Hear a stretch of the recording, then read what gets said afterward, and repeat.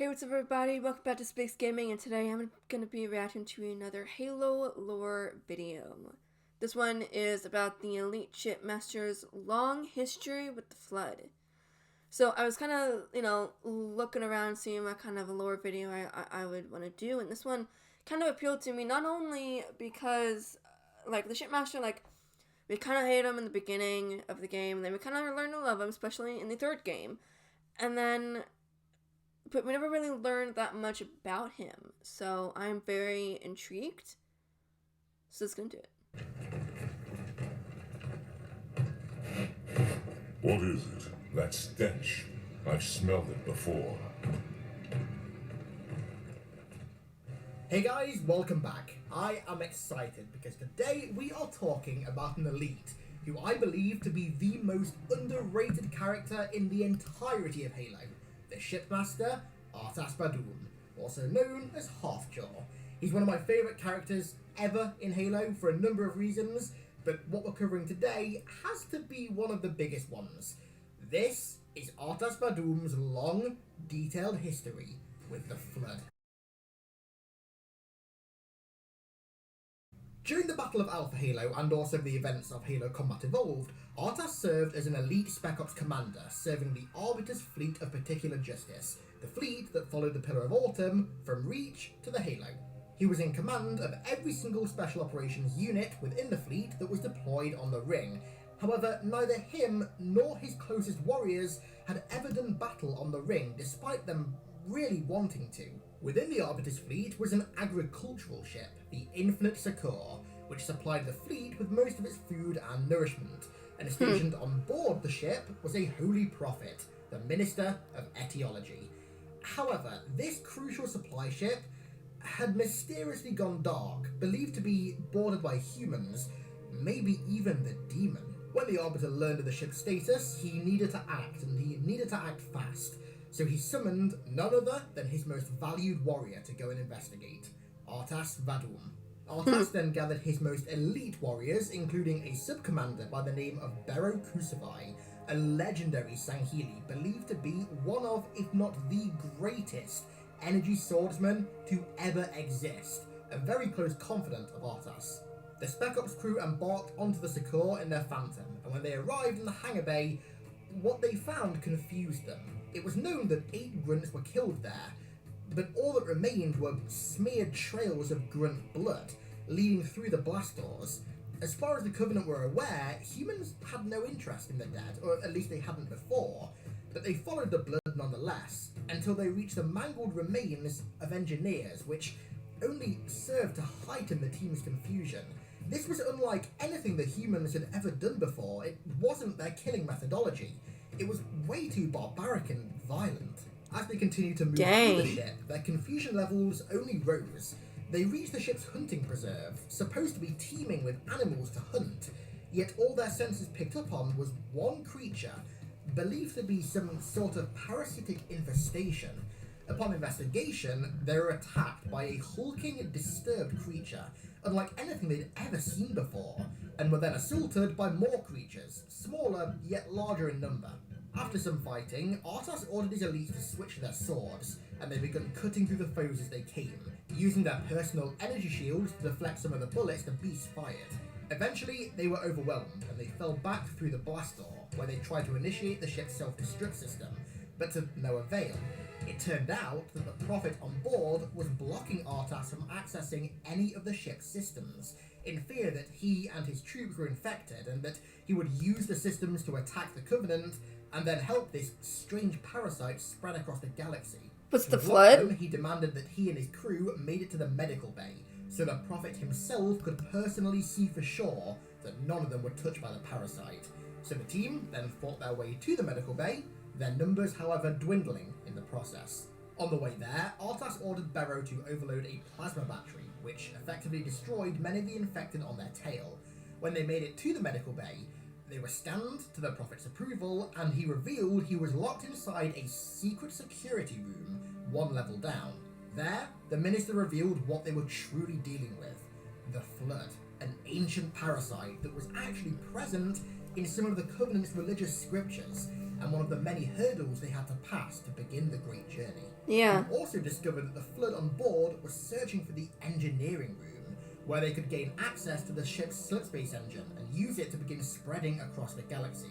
It also turned out that the Flood had begun to create a proto-gravemind, which was making them even more intelligent and deadly by the minute. To fix this colossal mess, Artas devised a plan.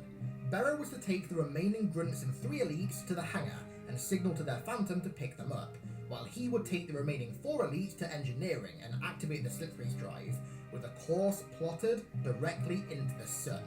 This would take all of 5 minutes, and within 10 minutes, they'd all be safely off the ship and the Flood would be headed directly towards the sun. However, the Minister, a typically weak prophet, instead insisted that they get him off the ship ASAP and destroy it remotely. Angered by the prophet putting himself before the good of the Covenant, Artas picked the fucker up and slammed him on the floor. Holy taking crud! the system override codes and remarking how easy it would be to just kill him and say that the Flood consumed him. The team sliced and diced their way through endless hordes of Flood to their respective objectives. On their way to engineering, all 3 of Artas's elites were killed, and one of them was infected, but he died an honourable death by the blade of his commander before he could turn. Things were already bad, but when Artas finally made it to engineering, things went from bad to worse. The Minister, or at least what remained of him, appeared on the monitor in front of him, almost entirely infected by the Flood, assimilated into their hive mind, sharing all of his knowledge and information, declaring that the Flood now had sufficient knowledge to spread beyond the ship. After plotting the ship's course, Artas turned to see his sub-commander, the great swordsman Bero Kusavai, semi-infected, stood blocking the doorway. What ensued was arguably the best energy sword duel in history, between the 2 best swordsmen, arguably to ever exist. The 2 went back and forth, dodging each other's slashes and parrying each other's attacks. Artas used his energy shield to parry one of Bero's swipes, but he quickly followed it up with another one, which cut directly into Artas's wrist and partly severed his mandibles. With this, Artas managed to deliver a fatal counterattack, impaling Bero before giving his loyal brother an honourable death, ensuring that he would still join them on the great journey, despite the parasite's grasp on him. Holy crud. After beaten, Artas boarded the Phantom and departed the Infinite Succor, the only survivor of this horrific event. So, that summarises how Artas had smelt that scent before. Something that I actually didn't know that I found out when I was researching for this video was that this operation was actually a cut level from Halo 2 that got repurposed as part of the graphic novel.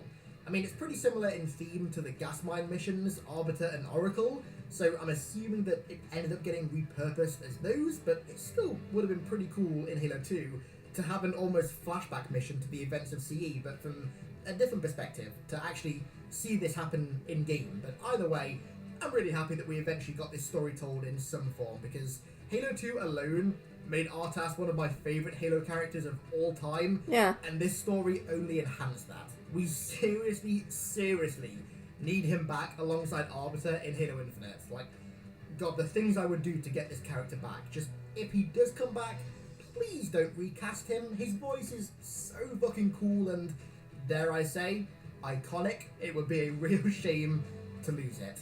We shall cut into the heart of this infestation, retrieve the icon, and burn any flood that stand in our way. That was really cool. Yeah, sadly we didn't get him back in the newest game, but maybe we will in a future one. Who knows? That was really fun. It was really cool seeing how how he was in the early days.